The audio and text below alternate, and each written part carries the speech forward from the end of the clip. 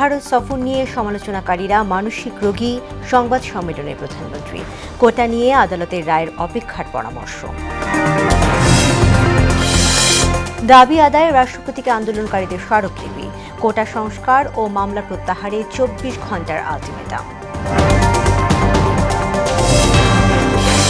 তিস্তার পানি নিয়ে অনিশ্চয়তার দোলাচলে নদী কেন্দ্রিক লাখো মানুষ, দ্রুত মহাপরিকল্পনা বাস্তবায়নের দাবি। বন্যায় ভাসছে বিস্তীর্ণ জনপদ। এবং দুর্বৃত্তের গুলিতে সাবেক মার্কিন প্রেসিডেন্ট ট্রাম্পের কান ফুটো, হামলাকারী সহ নিহত 2। ক্ষমার অযোগ্য অপরাধ বললেন বাইডেন, বিশ্ব নেতাদের নিন্দা।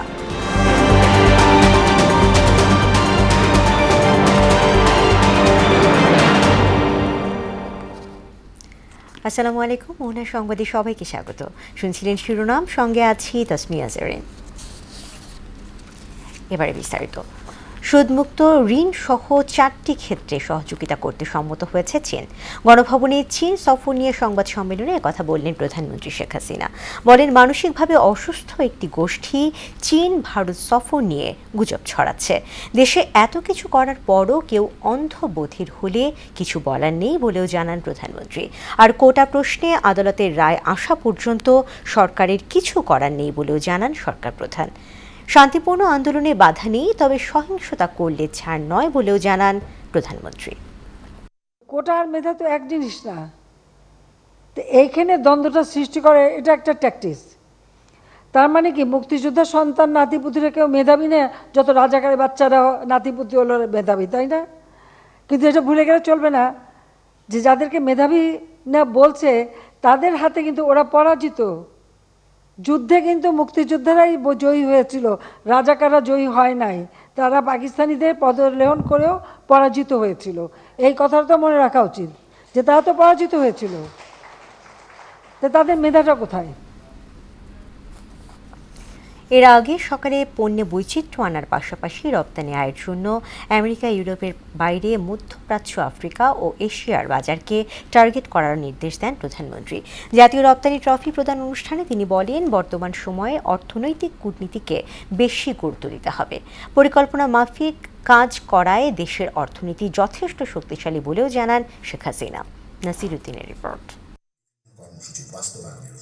স্বাধীনতার 50 বছরের ব্যবধানে দেশের অর্থনীতিতে এসেছে ঈর্ষণীয় সাফল্য।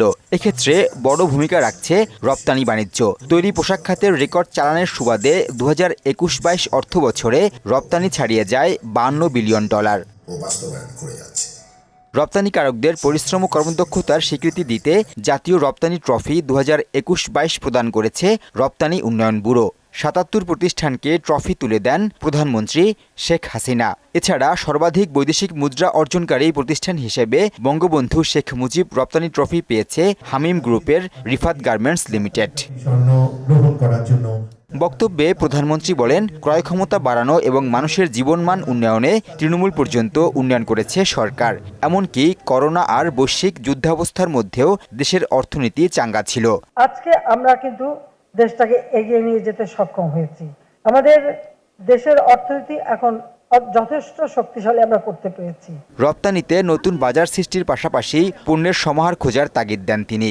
এক্সপোর্ট বাস্কেটটাকে বাড়াতে হবে, বহুমুখী করতে হবে। যে কোনো একটা বিষয়ের উপরে রপ্তানির জন্য নির্ভরশীল থাকা যায় না। আমরা কোন কোন দেশে কি কি রপ্তানি করতে পারি, সেইভাবে আমাদের নিজেদেরই একটা অনুসন্ধান চালানো, সেইভাবে তাদের সাথে যোগাযোগ করা এবং সেই সুযোগটা করা। আমেরিকা ও ইউরোপে এখন অর্থনৈতিক চাপ রয়েছে উল্লেখ করে সরকার প্রধান বলেন, এসব বাজারে নির্ভরশীলতা কমাতে হবে। ইউরোপিয়ান দেশগুলি বলেন, আমেরিকা বলেন, সব জায়গায় কিন্তু তাদের ইনফ্লেশন বেশি, অর্থনীতি কিন্তু খুব চাপের মধ্যে। কিন্তু সেই ক্ষেত্রে আমাদের জন্য নতুন সুযোগ আছে। মিডল ইস্ট, জিসিসি কান্ট্রি অর্থাৎ gulf country, south east Asia, east Asian কান্ট্রিগুলি, ইস্ট ইউরোপের কান্ট্রিগুলি, এদের সাথে যত বেশি আমরা আমাদের যোগাযোগ রাখতে পারবো, আমাদের রপ্তানি বহুমুখীকরণ করতে পারবো। উন্নয়ন ধরে রাখতে রাজনীতির পাশাপাশি অর্থনৈতিক কূটনীতি অনুসরণ করতে সংশ্লিষ্টদের নির্দেশনা দেন প্রধানমন্ত্রী শেখ হাসিনা। এটা হবে ইকোনমিক, বাণিজ্যিক। নাসির উদ্দিন, মোহনা সংবাদ, ঢাকা। কোটা সংস্কার বিষয়ে পদক্ষেপ নিতে রাষ্ট্রপতি বরাবর স্মারকলিপি দিয়েছেন বৈষম্য বিরোধী ছাত্র আন্দোলনের নেতারা। দুপুরে রাষ্ট্রপতির সামরিক সচিবের কাছে এই স্মারকলিপি হস্তান্তর করেন তারা। আগামী 24 ঘন্টার মধ্যে সংসদে জরুরি অধিবেশন ডেকে কোটা সংস্কারে পদক্ষেপ এবং আন্দোলনরত শিক্ষার্থীদের বিরুদ্ধে দায়ের করা মামলা প্রত্যাহারের দাবিও জানান শিক্ষার্থীরা। দাবি পূরণ না হলে আরও কঠোর কর্মসূচির হুঁশিয়ারিও দেন আন্দোলনরত ছাত্ররা। এম আর আসাদকে সঙ্গে নিয়ে আরও জানাচ্ছেন হুমায়ুন কবির। সরকারি চাকরিতে সব গ্রেডে কোটার যৌক্তিক সংস্কার দাবিতে রাষ্ট্রপতি বরাবর স্মারকলিপি দিয়েছেন ঢাকায় বিভিন্ন বিশ্ববিদ্যালয়ে আন্দোলনরত শিক্ষার্থীরা। একই দাবিতে সারা দেশের সব শিক্ষা প্রতিষ্ঠানে জেলা প্রশাসকের মাধ্যমে রাষ্ট্রপতি বরাবর স্মারকলিপি দেয় তারা। রোববার সকাল 11টার আগেই জগন্নাথ বিশ্ববিদ্যালয়ের শিক্ষার্থীরা গণপদযাত্রা করে ঢাকা বিশ্ববিদ্যালয়ে গিয়ে সমবেত হয়। সেখান থেকে রাষ্ট্রপতির কার্যালয়ের উদ্দেশ্যে গণপদযাত্রাটি বিভিন্ন সড়ক প্রদক্ষিণ করে। সকল গ্রেডে যে বিদ্যমান অযৌক্তিক এবং বৈষম্যমূলক কোটা রয়েছে, ছাত্র সমাজ এই কোটা বাতিল চায়। যৌক্তিক একটা কোটা দিতে হবে, সর্বোচ্চ 5% দিতে হবে। এই অধিকার প্রতিষ্ঠিত করতে হলে লাখো শিক্ষার্থীর যদি রক্তে দিয়ে রাজপথ রঞ্জিত করতে হয়, তবু আমরা তাই করব। এই পদযাত্রা জিপিইউ মোড়ে গেলে বাধা দেয় পুলিশ। পরে আন্দোলনরত শিক্ষার্থীরা ব্যারিকেড অতিক্রম করে গুলিস্তান মোড়ে গেলে সেখানেও পুলিশের বাধার মুখে পড়ে। এরপর বৈষম্য বিরোধী ছাত্র আন্দোলনের 12 সদস্যের একটি প্রতিনিধি দল রাষ্ট্রপতি বরাবর স্মারকলিপি প্রদান করে। এ সময় রাষ্ট্রপতির কাছে নিজেদের দাবিগুলো তুলে ধরেন আন্দোলনকারীরা। প্রদান করে এসেছি শুধুমাত্র অনগ্রসর জাতিগোষ্ঠীর জন্য 5% কোটা রেখে সংসদে আন্দোলন করে সরকারের কাছ থেকে যেহেতু আমরা আশ্বাস পাচ্ছি না, আমরা চাই তিনি হস্তক্ষেপ করে জাতীয় সংসদে আমাদের যে এক দফা দাবি, সেই এক দফা দাবির প্রেক্ষিতে আইন পাস করতে ভূমিকা রাখবেন এবং প্রয়োজনীয় জরুরি অধিবেশন আহ্বান করবেন। দাবি আদায়ে আরো কঠোর কর্মসূচি দেওয়ার হুঁশিয়ারিও দেন তারা। এই 24 ঘন্টার মধ্যে যদি মামলা প্রত্যাহার না করা হয়, তাহলে কিন্তু আমাদের কর্মসূচি কঠোর থেকে কঠোর হবে। হুমায়ুন কবির, মোহনা সংবাদ, ঢাকা। এদিকে আওয়ামী লীগ সাধারণ সম্পাদক ওবায়দুল কাদেরের সঙ্গে বৈঠকের পরও প্রত্যয় পেনশন স্কিম সংস্কারের দাবিতে আন্দোলন চালিয়ে যাচ্ছেন পাবলিক বিশ্ববিদ্যালয়ের শিক্ষকরা। সকালে বাংলাদেশ বিশ্ববিদ্যালয় শিক্ষক সমিতি ফেডারেশনের সংবাদ সম্মেলন থেকে এ ঘোষণা আসে। শিক্ষকরা জানান, আন্দোলন মুলতবি করার কোনো সিদ্ধান্ত হয়নি। পূর্ব নির্ধারিত কর্মসূচি অপরিবর্তিত রয়েছে। পরবর্তী করণীয় সম্পর্কে সকল পাবলিক বিশ্ববিদ্যালয়ের শিক্ষক সমিতির সভাপতি, সাধারণ সম্পাদকের সঙ্গে আলোচনা চলছে বলেও জানান তারা। আর আমরা কাউকে জিম্মি করিনি। অর্থ মন্ত্রণালয় থেকে যে প্রজ্ঞাপন জারি করা হয়েছিল তার ভিত্তিতেই এই ধরনের একটি অচল অবস্থা সৃষ্টি হয়েছে। সুতরাং এই অচল অবস্থার জন্য দায়ী অর্থ মন্ত্রণালয়। আমাদের অনলাইন মিটিং চলছে, আমাদের মিটিংয়ে সর্বসম্মতিক্রমে যেটা সিদ্ধান্ত হবে ওটাই আমাদের সিদ্ধান্ত। কোটা আন্দোলনে শিক্ষার্থীদের উস্কানি দেয়া হচ্ছে বলে মন্তব্য করেছেন স্বরাষ্ট্রমন্ত্রী আসাদুজ্জামান খান কামাল। আন্তর্জাতিক মাদক ব্যবহার ও পাচার বিরোধী দিবসে আয়োজিত এক অনুষ্ঠান শেষে একথা বলেন তিনি। কারা এতে উস্কানি দিচ্ছে তা খতিয়ে দেখা হবে বলেও জানান তিনি। রেজা খানের রিপোর্ট। মাদকদ্রব্যের অপব্যবহার ও অবৈধ পাচার বিরোধী আন্তর্জাতিক দিবস উপলক্ষে রাজধানীর রমনা থেকে বর্ণাঢ্য র্যালি সেগুনবাগিচা জাতীয় শিল্পকলা একাডেমিতে গিয়ে শেষ হয়। সেখানে বেলুন উড়িয়ে অনুষ্ঠানের উদ্বোধন করেন স্বরাষ্ট্রমন্ত্রী। পরে অডিটোরিয়ামে এ নিয়ে আয়োজিত অনুষ্ঠানে মাদকদ্রব্য নিয়ন্ত্রণে অবদান রাখায় বিভিন্ন প্রতিষ্ঠান ও রচনা প্রতিযোগিতায় বিজয়ী শিক্ষার্থীদের মধ্যে পুরস্কার বিতরণ করা হয়। এ সময় প্রতিবেশী দেশ ভারত মাদক পাচার রোধে সহযোগিতা করলেও মিয়ানমার এ নিয়ে সচেষ্ট নয় বলে অভিযোগ করেন আসাদুজ্জামান খান কামাল। ভারত তারা কিন্তু আমাদের সহযোগিতা করার জন্য কন্ট্রোল করছে, কিন্তু যে ভয়ঙ্কর নেশাটি যেখান থেকে আসে সেই পার্শ্ববর্তী দেশ মায়ানমার এখনো তারা কার্যকর ভূমিকা আমাদের সঙ্গে করছে না। অনুষ্ঠান শেষে চলমান কোটা সংস্কার আন্দোলন নিয়ে গণমাধ্যমের বিভিন্ন প্রশ্নের উত্তর দেন তিনি। সুপ্রিম কোর্ট থেকে নির্দেশনা দিয়েছে 8 তারিখে এটার একটা শুনানি হবে, সেই শুনানি দিয়ে তাদেরকেও পার্টিসিপেট করতে বলছে। এগুলি সবকিছুই কিন্তু এখন বিচার বিভাগের হাতে। কারা শিক্ষার্থীদের ভুল পথে পরিচালিত করছে তা তদন্ত করে দেখার কথাও জানান স্বরাষ্ট্রমন্ত্রী। কারা উস্কানি দিয়েছে কিংবা কারা এখানে দায়ী, সেগুলো আমরা তদন্ত রাখি। রেজা খান, মোহনা সংবাদ, ঢাকা। তিস্তা মহাপরিকল্পনার অগ্রগতি না থাকায় হতাশ তিস্তাপাড়ের মানুষ। বর্ষায় ভাঙা গড়ার খেলা আর পানিতে ভাসা এবং শুকনো মৌসুমে ধুধু বালুচর, এমন বাস্তবতা নিয়েই যুগের পর যুগ জীবন সংগ্রাম চালিয়ে যাচ্ছেন তারা। এবার শুধু আশার বাণী নয়, মহাপরিকল্পনার দ্রুত বাস্তবায়ন চান ভুক্তভোগীরা। লালমনিরহাট প্রতিনিধি সুমন খানের রিপোর্ট। প্রতি বছর বর্ষা মৌসুম এলেই উন্মুক্ত সর্বগ্রাসী হয়ে ওঠে তিস্তা ব্যারেজ। প্রবল পানির তোড়ে ভাসিয়ে নেয় তিস্তাপাড়ের ঘরবাড়ি, স্থাপনা সহ বিস্তীর্ণ ফসলের মাঠ। যুগ যুগ ধরে এ ভাসান ভাঙ্গনের সঙ্গে লড়াই করেই টিকে আছে সর্বহারা মানুষেরা। আবার শুকনো মৌসুমে পুরো বিপরীত রূপে আবির্ভূত হয় সেই তিস্তা। পানিশূন্য নদীতে মাইলের পর মাইল ধুধু বালুচর, পানির অভাবে থমকে যায় জীবন জীবিকা। নেতিবাচক প্রভাব পড়ে জীববৈচিত্র্যে। তিস্তার যে মহাপরিকল্পনা হাতে নিয়েছে সরকার, এটি যদি বাস্তবায়ন করে তাহলে তিস্তাপাড়ে মানুষ কিন্তু নিশ্চিতভাবে ঘুমাইতে পারবে এবং জীবনযাত্রার মানও কিন্তু উন্নত হয়ে যাবে। ত্রাণ চাই না, আমরা আমাদের এই তিস্তা মহাপরিকল্পনা বাস্তবায়নটা চাচ্ছি। তিস্তা নদী রক্ষায় সরকারের উচ্চ পর্যায় থেকে দেয়া হচ্ছে নানা আশ্বাস, তবে মহাপরিকল্পনা বাস্তবায়নে কোনো অগ্রগতি না থাকায় হতাশ তিস্তাপাড়ের বাসিন্দারা। আমরা পানিতে কতদিন ভাসবো? আমাদের জমিন আমার জমিন এখনো 2-20 মারি পড়ে আছে জমির নদীর ভিতরে। তখন পানি আসে, তখন আসিয়া কেউ হয়তো যে বাগ নিয়ে আসিয়া কিছু নামসাম কাজ করে আমাদের বুঝ দিয়ে থেকে যায়। এই মহাপরিকল্পনা যদি বাস্তবায়ন করেন, আজকের এই বাংলাদেশের এই উত্তরাঞ্চলের ডিস্ট্রিক্টগুলো প্রত্যেকটা মানুষ সুন্দর সুষ্ঠুভাবে জীবনযাপন করতে পারবে। পদ্মা সেতুর মতো নিজস্ব অর্থায়নেই তিস্তা মহাপরিকল্পনার বাস্তবায়ন চান তিস্তা বাঁচাও নদী বাঁচাও সংগ্রাম পরিষদের নেতারা। তিস্তা বাঁচাও নদী বাঁচাও সংগ্রাম পরিষদের পক্ষ থেকে আমরা আবেদন জানাচ্ছি যে তিস্তাপাড়ের মানুষের দুর্ভোগ দুর্দশা লাঘবের জন্য তিস্তা মহাপরিকল্পনা দ্রুত বাস্তবায়ন চাই। সম্প্রতি তিস্তা প্রকল্প পরিদর্শনকালে পানি উন্নয়ন বোর্ডের অতিরিক্ত মহাপরিচালক জানান, তিস্তা মহাপরিকল্পনা বাস্তবায়নের অর্থ যোগানে কাজ করছে সরকার। সরকার এটা সক্রিয়ভাবে চিন্তা ভাবনা করছে। সরকারের প্রতিষ্ঠান হিসেবে আমরাও আছি।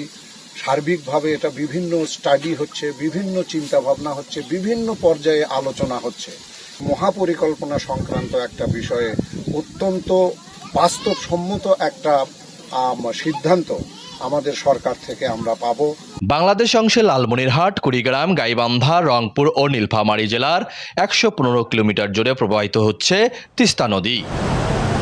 পানি বাড়লেই ভাসতে হয় নদীতে, আর পানি কমলে সর্বস্ব হারাতে হয় এই নদীতে। তাই তিস্তা পাড়ের মানুষের দাবি, তিস্তা মহাপরিকল্পনা বাস্তবায়ন হলে এই ভাঙ্গা গড়া জীবন থেকে মুক্তি পাবে এই তিস্তা পাড়ের মানুষ। তিস্তা ব্যারেজ এলাকা থেকে সুমন খান, মোহনা সংবাদ, লালমনিরহাট। বৃষ্টি ও উজানের ঝড়ে নদ নদীর পানি বেড়ে দেশ জুড়ে বন্যা পরিস্থিতির অবনতি হয়েছে। এতে বেড়েছে লাখো মানুষের ভোগান্তি। সুনামগঞ্জে এক সপ্তাহের ব্যবধানে সুরমা নদীর পানি আবারও বিপদসীমা ছাড়িয়েছে। ভারী বৃষ্টি ও পাহাড়ি ঢলে গত 2 দিনে বিভিন্ন এলাকা প্লাবিত হয়েছে। সিরাজগঞ্জে এখনও বিপদসীমার উপর দিয়ে বইছে যমুনা নদীর পানি। এতে দুর্ভোগ বেড়েছে নিম্নাঞ্চলের মানুষের। লালমনিরহাটে তিস্তার পানি বাড়তে থাকায় ভোগান্তিতে পড়েছেন নিচু এলাকার হাজারো মানুষ। দেশের বাইরের খবর। নির্বাচনী সমাবেশে গুলিবিদ্ধ হয়েছেন সাবেক মার্কিন প্রেসিডেন্ট ডোনাল্ড ট্রাম্প। স্থানীয় সময় শনিবার সন্ধ্যায় পেনসিলভেনিয়ার গুলিতে তার ডান কানের ওপরের অংশ ফুটো হয়ে যায়। প্রাথমিক চিকিৎসার পর হাসপাতাল থেকে ছাড়া পেয়েছেন ট্রাম্প। এ ঘটনার তীব্র নিন্দা জানিয়ে সবাইকে একজোট হয়ে এ ধরনের সন্ত্রাসবাদের বিরুদ্ধে লড়াই করার আহ্বান জানিয়েছেন প্রেসিডেন্ট জো বাইডেন। ট্রাম্পের ওপর হামলার নিন্দা জানিয়েছে দেশের বিভিন্ন দেশ। ইশতিয়াক হোসেনের ডেস্ক রিপোর্ট। যুক্তরাষ্ট্রের পেনসিলভেনিয়ায় এক নির্বাচনী জনসভায় বক্তৃতা দিচ্ছিলেন সাবেক প্রেসিডেন্ট ডোনাল্ড ট্রাম্প। আচমকা মঞ্চ লক্ষ্য করে গুলি চালানো হয়। একটি গুলি ট্রাম্পের ডান কান ফুটো করে বেরিয়ে যায়, আরেক গুলিতে মারা যায় তার এক সমর্থক। নিরাপত্তা কর্মীরা দ্রুত ট্রাম্পকে হাসপাতালে নিয়ে যান। জখম খুব বেশি গুরুতর না হওয়ায় প্রাথমিক চিকিৎসার পর তাকে ছেড়ে দেওয়া হয়। পরে সামাজিক মাধ্যম ট্রুথ সোশ্যালে এক পোস্টে ট্রাম্প বলেন, আমেরিকার মতো দেশে এই ধরনের ঘটনা অবিশ্বাস্য। ঈশ্বর আমেরিকানদের মঙ্গল করুন। শনাক্তের পর হামলাকারী থমাস ম্যাথিউ ক্রুকসকে গুলি চালিয়ে হত্যা করে পুলিশ।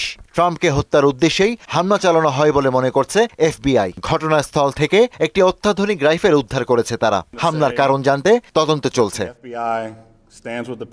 ট্রাম্পের উপর হামলার ঘটনায় নিন্দা ও উদ্বেগ জানিয়েছেন প্রেসিডেন্ট জো বাইডেন। নিহতদের পরিবারকে সমবেদনা জানিয়ে সবাইকে একজোট হয়ে সন্ত্রাসবাদের বিরুদ্ধে লড়াই করার আহ্বান জানান তিনি। সাবেক মার্কিন প্রেসিডেন্টের উপর বন্দুক হামলার নিন্দা জানিয়েছে যুক্তরাজ্য, Bharat, Japan, Australia, Italy, Canada, Hungary সহ বিশ্বের বিভিন্ন দেশ। ইশতিয়াক হোসেন, ইন্টারন্যাশনাল ডেস্ক, মোহনা সংবাদ।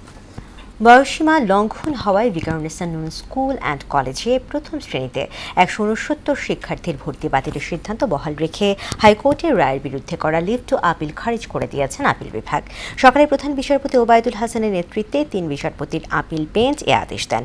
সেই সঙ্গে এসব আসনে অপেক্ষমান তালিকা থেকে শিক্ষার্থী ভর্তির নির্দেশও দেন আপিল বিভাগ। ভিকারুন্নিসায় ভর্তি নিয়ে বয়সের নিয়ম না মানার অভিযোগ এনে প্রথম শ্রেণীতে ভর্তি 2 শিক্ষার্থীর মা গত 14 জানুয়ারি রিট করেন।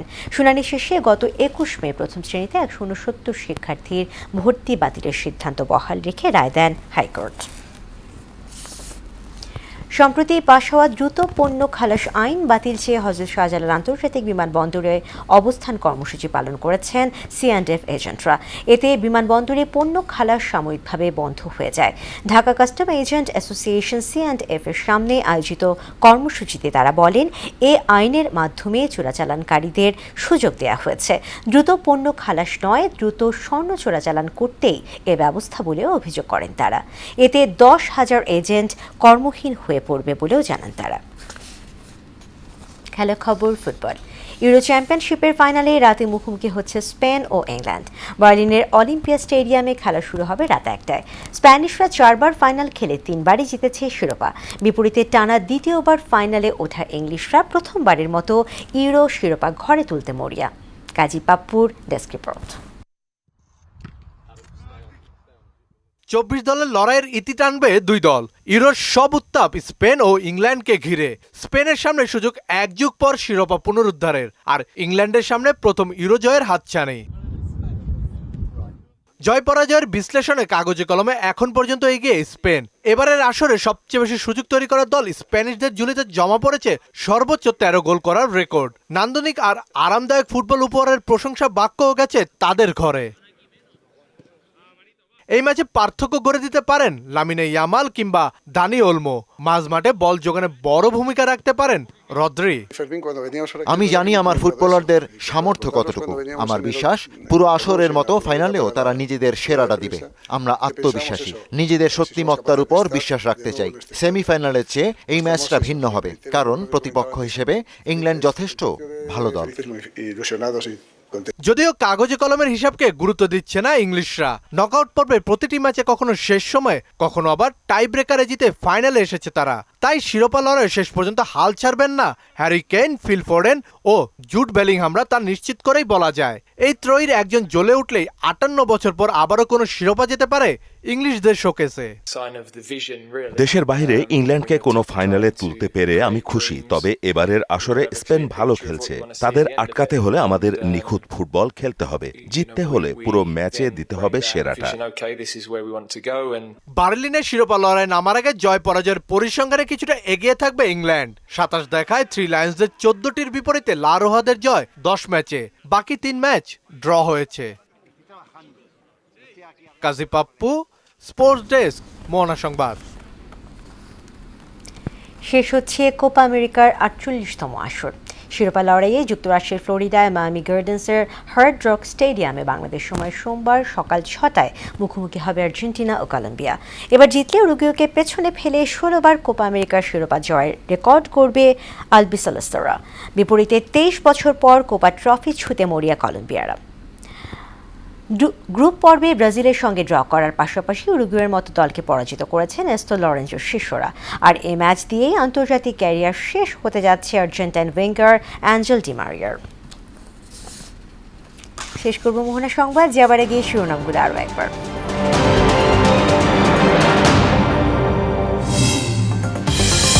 চীন ভারত সফর নিয়ে সমালোচনাকারীরা মানসিক রোগী, সংবাদ সম্মেলনে প্রধানমন্ত্রী।